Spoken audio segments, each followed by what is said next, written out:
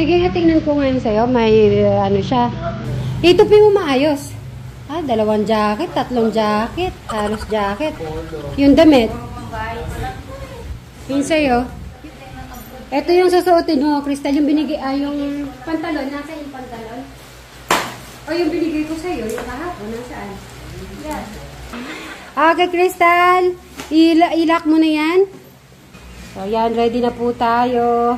3:30 ng umaga. Ready na po tayo lahat.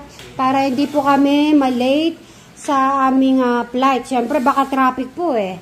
Diba, Ate Janet? Baka traffic. Mas maganda na yung sure.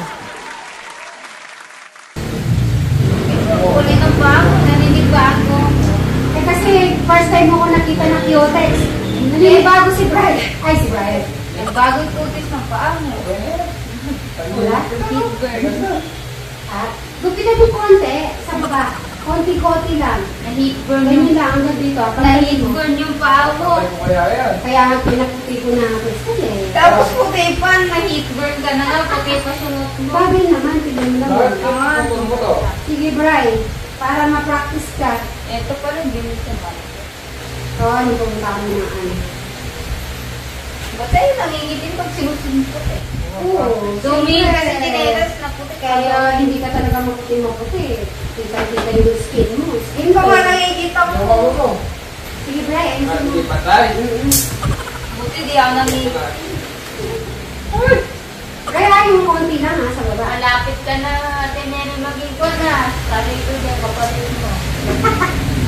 Ba't kaya yung skin mo na? Paano yan? Pag pumunta ako sa Buracan, di mag-ingitin ba ako? Ako? Eh, di kailangan mag-adjust na lang kaya ako.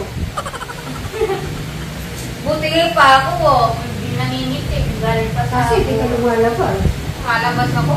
Okay, ano kaya yan nangyari sa ulo ko yan?